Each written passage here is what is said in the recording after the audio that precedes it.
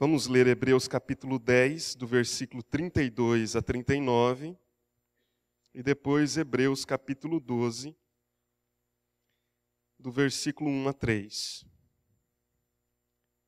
Então encontre aí Hebreus 10, 32 a 39, e depois Hebreus capítulo 12, do verso 1 a 3. Então, você que encontrou o texto, por favor, atentamente, vamos observar aquilo que a palavra de Deus nos diz. Você pode, mesmo assentado, mas reverentemente, ler esse texto comigo, acompanhá-lo, a leitura desse texto. Versículo 32 de Hebreus capítulo 10. Lembrai-vos, porém, dos dias anteriores em que, depois de iluminados, sustentastes grande luta e sofrimentos. Ora expostos como em espetáculo, tanto de opróbrio quanto de tribulações, ora tornando-vos coparticipantes com aqueles que desse modo foram tratados.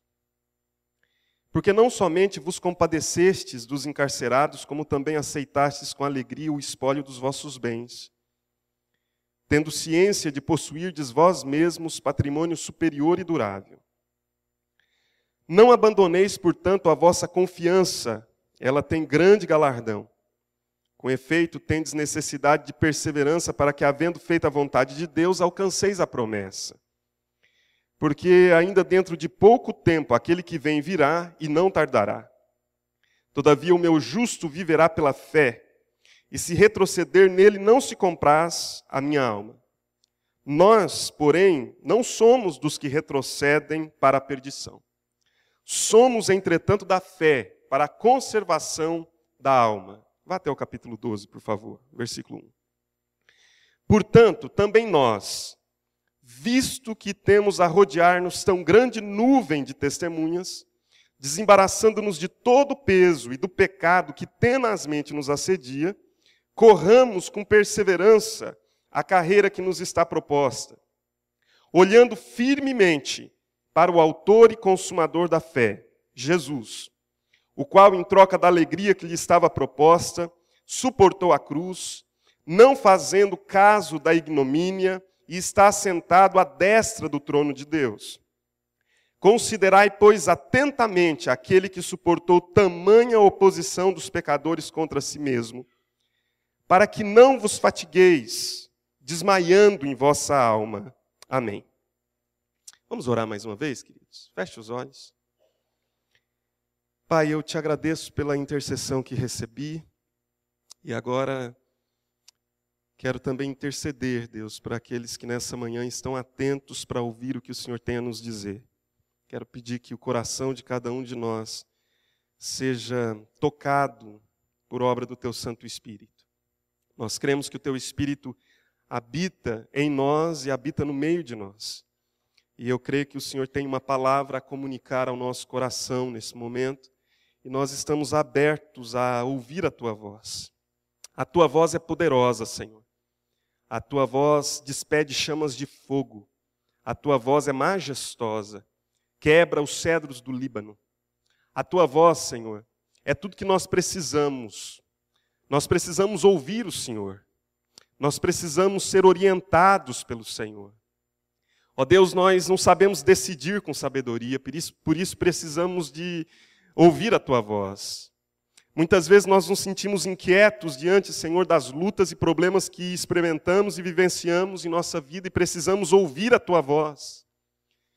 Pai, nós estamos nessa manhã aqui com a Tua palavra aberta diante de nós e estamos desejosos por ouvir o que o Senhor tem a nos dizer. Por isso eu me coloco à Tua disposição e eu peço a Deus que o Senhor fale conosco. Eu peço que o coração de cada um dos meus irmãos esteja aberto e que o canal da comunicação da Tua palavra totalmente desobstruído para que o Senhor possa falar conosco. Eu te peço isso, Senhor, no nome de Jesus. Amém. Queridos, gostaria de nessa manhã compartilhar com vocês sobre o tema entre o cansaço e a perseverança. Entre o cansaço e a perseverança. Há uma imagem que talvez todos nós tenhamos em mente, mesmo que não saibamos aonde aconteceu, talvez em que Olimpíada isso aconteceu. Quem era aquela atleta, mas a imagem está em nossa mente. Eu vou criar o cenário para você. Olimpíadas de 1984, Los Angeles. Uma maratonista suíça está finalizando a prova e ela entra no estádio cambaleante, com cãibras, com uma dor terrível. E ela vai transitando, cruzando a pista de um lado para o outro por causa do seu cansaço. Médicos tentando ampará-la, e ela rejeita que alguém a toque ou a segure, porque assim ela seria desclassificada, e a grande meta dela era cruzar a linha de chegada. E mesmo com toda aquela dor, ela insiste, persevera, e determinada, ela cruza a linha de chegada e cai, desaba. Você certamente já assistiu essa imagem em algum momento, que é Gabriela Andersen, uma corredora, uma maratonista suíça, que terminou em 37º lugar, e todo mundo se lembra dela, mas ninguém se lembra quem ganhou aquela prova em 1984. Não é verdade? E ela se torna um símbolo de determinação, um símbolo de perseverança, um símbolo de alguém que retirou forças da gente, a gente não sabe de onde, para, apesar das cãibras, das dores, da fadiga, do cansaço, cruzar a linha de chegada. Quando eu leio a carta aos Hebreus, eu sou desafiado a pensar sobre a vida cristã como uma maratona. A vida cristã não é uma corrida de velocidade, a vida cristã é uma corrida de resistência, de perseverança. Muitas vezes nós achamos que o simples fato de largarmos na frente garante a nós a vitória. Isso não é verdade.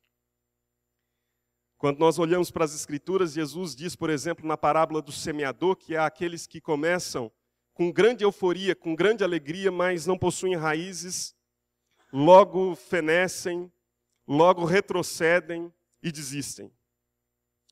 Jesus olha para alguns que se convertem, que creem nele, e Jesus tem uma palavra a esses. Ele diz: se permanecerdes em mim, verdadeiramente sois meus discípulos. Porque o que vale a pena na vida cristã é a permanência, é a continuidade. É quando nós olhamos para a linha de chegada e conseguimos atravessá-la, vencê-la. Obviamente não é para nós exemplo chegarmos como essa maratonista, cambaleante, fatigada, cansada, exausta. Não. Mas é para nós, sem dúvida, um exemplo de determinação. Olhar para a linha de chegada, avistar Jesus, porque embora nós não tenhamos lido o capítulo 11, as testemunhas estejam na arquibancada, Jesus está na arena. E ele se torna para nós referencial, por isso o texto diz, olhando firmemente para Jesus, o autor e consumador da vossa fé. E nós miramos em Cristo e seguimos até que cheguemos à linha de chegada. Quando eu olho para Hebreus, eu encontro uma igreja cansada e desanimada.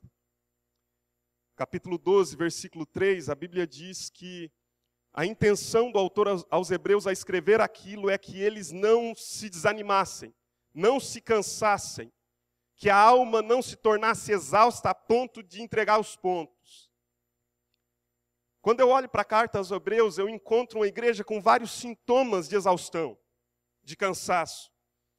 Eles já não estão se unindo uns aos outros em comunhão para adorar a Deus. A falta de comunhão naquela igreja. Hebreus 10, 25, há uma exortação do autor dizendo, não deixem de se congregar, de estarem juntos. Há naquela igreja falta de amadurecimento e progresso espiritual. Pessoas que ficaram ainda infantilizadas. Talvez sejam pueris nas suas afirmações, não cresceram na fé, não desenvolveram a ponto dele dizer, vocês já deviam ser mestres, mas ainda preciso desenvolver em vocês aquilo que é fundamento da fé. Nós olhamos para a carta aos Hebreus e percebemos ali algumas exortações sobre possíveis deserções e desvios que possam acontecer no meio daquela comunidade, daquele povo. No conjunto da obra, quando nós olhamos para a igreja aos Hebreus, nós encontramos uma igreja que gozava de prestígio espiritual aos olhos de Deus. Se você olhar capítulo 6, versículo 10, o autor diz assim: porque Deus não é injusto para ficar esquecido do vosso trabalho e do amor que vocês evidenciaram para com o seu nome, pois vocês serviram e ainda estão servindo aos santos. Mas era uma igreja que estava momentaneamente cansada, desanimada, talvez por causa de muitas circunstâncias que envolveram essa igreja. E aí nós somos lembrados por esse texto que, na verdade, por toda a carta aos Hebreus, que, na verdade, todos nós, queridos, todos nós, somos desafiados a terminar bem a nossa carreira cristã. Há uma linha mestra, há um fio condutor durante a carta aos Hebreus que nos fala exatamente isso. Nós devemos olhar firmemente para a linha de chegada, porque o nosso alvo, a nossa motivação, a intenção de tudo que nós fazemos é cruzar essa linha. Por exemplo, Hebreus capítulo 3, versículo 14, diz assim: porque nos temos tornado participantes de Cristo, se de fato guardarmos firmes até ao fim a confiança que desde o princípio tivemos. Hebreus capítulo 6, versículo 11. Apenas exemplos, há outros no texto aos Hebreus. Queremos que cada um de vocês mostre essa mesma prontidão até o fim, para que tenham uma plena certeza da esperança. E um texto que eu gosto muito, Hebreus capítulo 13, versículo 7. Lembrai-vos dos vossos pastores, os quais vos pregaram a palavra de Deus, e considerando atentamente o fim da sua vida, imitai a fé que tiveram. Só se torna exemplo de fé aquele que termina e termina bem a sua carreira cristã. É isso que o texto está nos dizendo. E me parece que toda a argumentação deste homem que escreve Hebreus é nesse sentido. É dizer o seguinte: Jesus é digno da perseverança. Jesus é maior do que os anjos, Jesus é maior do que Moisés, Jesus é maior do que Josué, Jesus é maior do que o sacerdócio levítico, Jesus está acima de todos e nós devemos de fato perseverar, porque essa grande salvação nos encontrou e nós não podemos desprezá-la. Sejam quais forem as lutas que nos envolvam, nós não podemos desprezar aquilo que Jesus fez por nós. Meus amados, duas coisas que eu gostaria de deixar com vocês nessa manhã. Primeira delas, o perigo do cansaço. O perigo do cansaço. Algo pode nos impedir de cruzar a linha de chegada. E este elemento é o cansaço. Foi o cansaço e o desânimo que colocaram a jornada de Elias em risco. O maior dos profetas de Israel. Eu olho para Elias, e quando leio o Novo Testamento, Elias está presente nos evangelhos, Elias está presente na palavra daqueles que escrevem as cartas, as epístolas. Elias é alguém proeminente, é um profeta proeminente. Ele é representação dos profetas. E a Bíblia diz que esse homem, por causa do cansaço, chegou ao ponto de pedir para si a morte, tornar-se autoindulgente, egoísta. Foi o cansaço que fez com que Esaú, texto de Gênesis 25, diz que esmorecido, Esaú veio do campo e negociou a bênção da primogenitura. Queridos, nós precisamos pensar que, de fato, o cansaço é um perigo. O cansaço e o desânimo é uma possibilidade real e sempre presente. É possível que crentes se desanimem. Nós olhamos para a palavra de Deus e vamos percebendo isso. Isaías capítulo 40 diz que Deus multiplica as forças ao cansado. Deus dá vigor àquele que não tem vigor algum. Deus faz forte aquele que está exausto.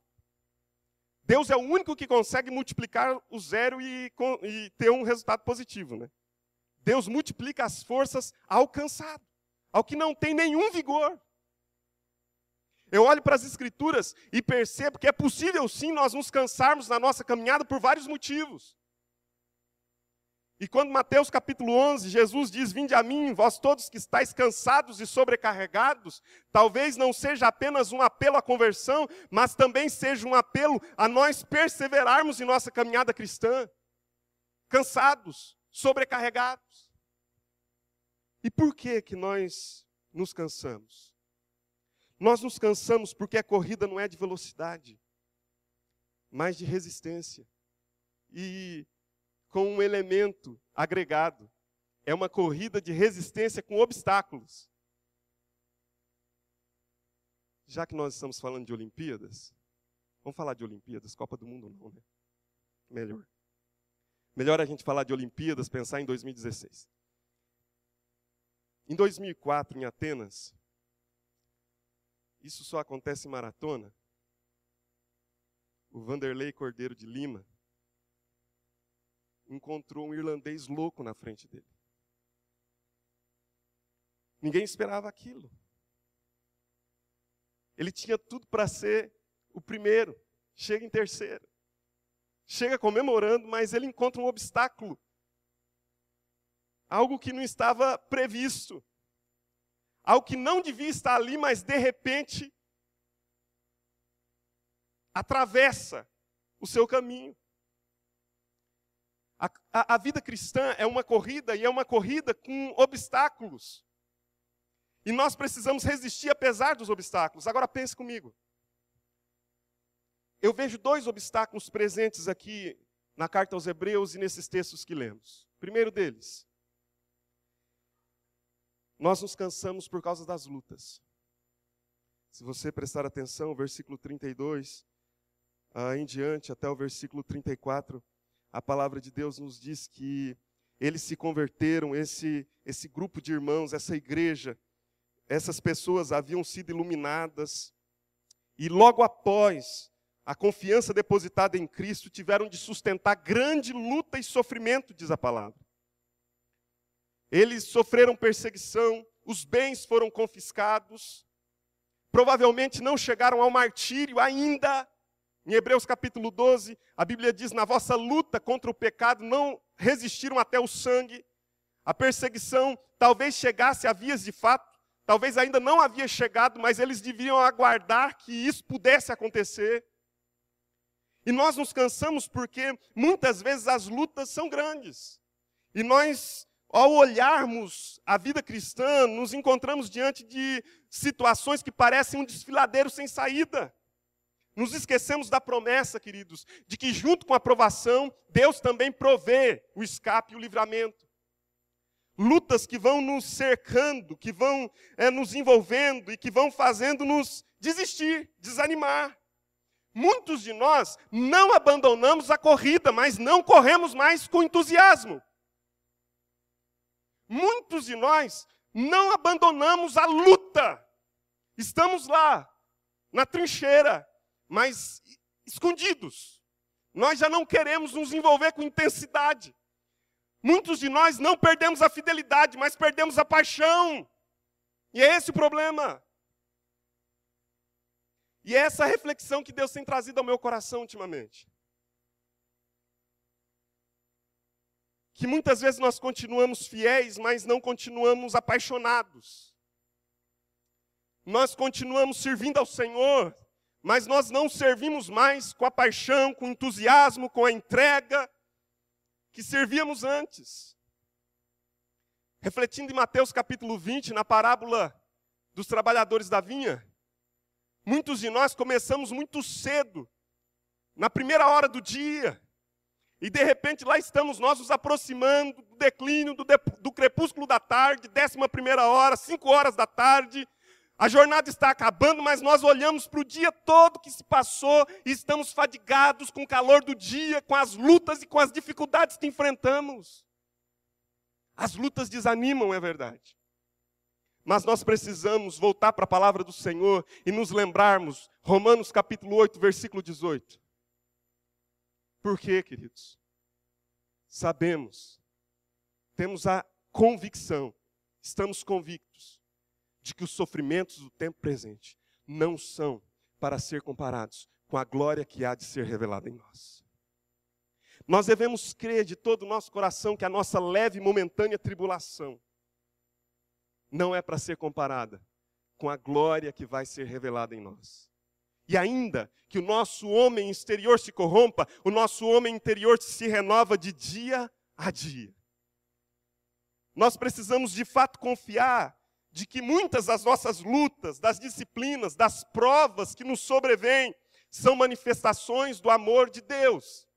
É fato que toda disciplina, no momento em que ela é aplicada, não é motivo de alegria. Mas depois nós percebemos os frutos de justiça que elas trazem, e então nós nos alegramos. Por isso, diz o autor aos Hebreus, no texto que não lemos, lá no capítulo 12, restabelecei as mãos descaídas, fortalecei os joelhos vacilantes, fazei caminhos retos para os vossos pés, não desanimem, fiquem firmes, olhem firmemente para o autor e consumador da nossa fé, porque o cansaço é um perigo na vida cristã. E o cansaço pode vir advindo de lutas. Mas há uma outra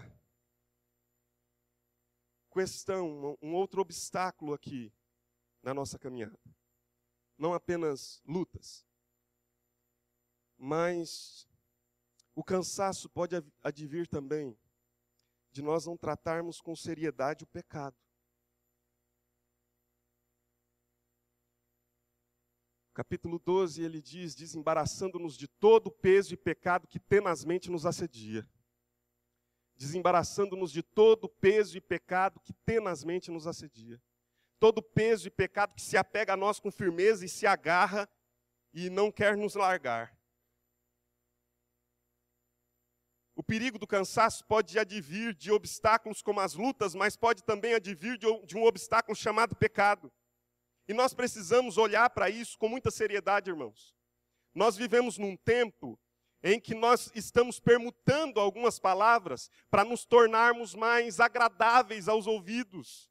A igreja tem trocado a sua mensagem de arrependimento por uma mensagem mais aceitável, mais politicamente correta. Nós já não chamamos pecado de pecado, chamamos pecado de problema. Você tem um problema? E nós vamos para o outro, algumas coisas são orgulho, para nós é autoestima. No outro é ciúme, para nós é zelo por aquilo que nos pertence. Nós precisamos ouvir atentamente. O pecado desanima, o pecado cansa. E você observa a palavra de Deus e percebe, por exemplo, que não dá para tratar o pecado de maneira amistosa. Jesus, em Mateus capítulo 18, não é politicamente correto na sua mensagem. Sabe o que Jesus diz? Em Mateus capítulo 18. Se o teu olho te faz pecar, coloca um tapa-olho. Não, arranca-o. É uma linguagem muito radical, não é?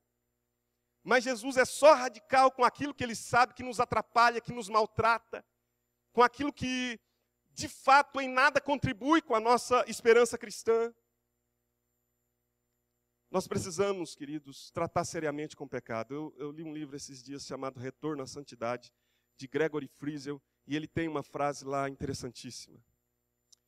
Ele diz que não dá para nós tratarmos um câncer com band-aid. E o pecado é um câncer que nos atrapalha, que nos cansa, que nos desanima na vida cristã.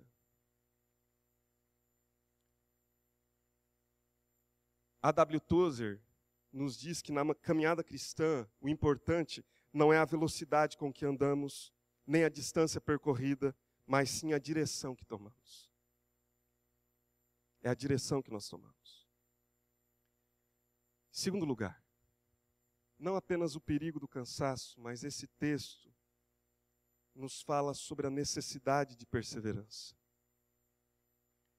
O chamado de Hebreus é um chamado à perseverança. Diz, tendes necessidade de perseverança. Nos diz, corramos com perseverança. Perseverança é um passo além da constância. Constância é quando nós permanecemos firmes, e perseverança é permanecer firme apesar da grande carga que nos foi imposta. É semelhante a um animal de carga, que está acostumado a carregar os seus pesos, mas num dia lhe impõe um peso além daquele que ele está acostumado a carregar. E ele precisa perseverar na sua carreira. Ele precisa perseverar na sua caminhada. Perseverança é olhar para Cristo na linha de chegada e saber que Ele está ali na arena, nos auxiliando a cruzar essa linha de chegada. Perseverança é olhar com firmeza para Cristo. Nós precisamos de decisões mais firmes, queridos, para perseverar. Decisões mais firmes. E essa palavrinha em Hebreus está presente. Perpassa todo o texto. Firmeza, firme, firme confissão, firme confissão, firme confissão. Olhando firmemente para Cristo. Eu me lembro de Daniel, capítulo 1, versículo 8, que Daniel decidiu firmemente. São decisões firmes que nós precisamos. Perseverança é olhar firmemente para Cristo, o autor e o consumador da nossa fé. E quando não temos explicações sobre aquilo que nos acontece, que nos tenta desistir, fé é a única força que nos mantém. E a conexão entre a perseverança do capítulo 10 e do capítulo 12 é a fé do capítulo 11.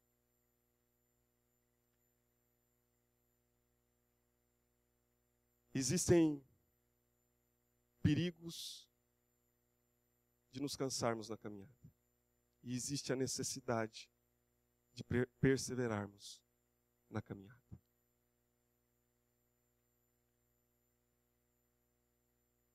Eu fui abençoado por um texto, um poema, de um homem chamado Charles Greenaway. Ele escreveu essa poesia há muitos anos, e eu a descobri em 97 e a guardei como um achado, como uma pérola. E ele diz assim nesse texto. Queria que você pudesse ouvir.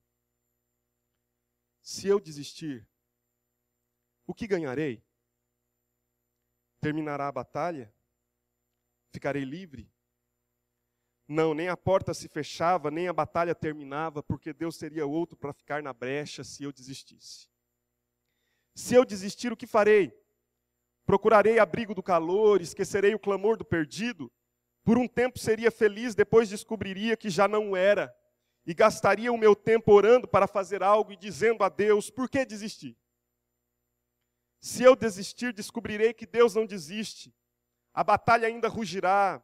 A igreja marchará, o vento soprará ainda, o Espírito continuará a encher, e eu ficarei cada vez mais longe, meditando e perguntando, Deus, por que desistir?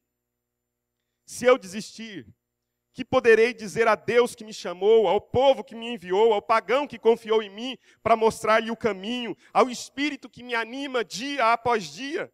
Deus, eu não posso desistir. Se eu desistir, que seja quando eu morrer, e não em vida. Não quando estiver insatisfeito, criticado, minimizado, esquecido. Mas Deus, faz que o meu tempo de desistir seja quando eu morrer. O chamado de Hebreus é um chamado à perseverança, apesar das grandes, severas e agudas lutas que experimentamos. Que Deus nos ajude para a glória dele, em nome de Jesus. Amém.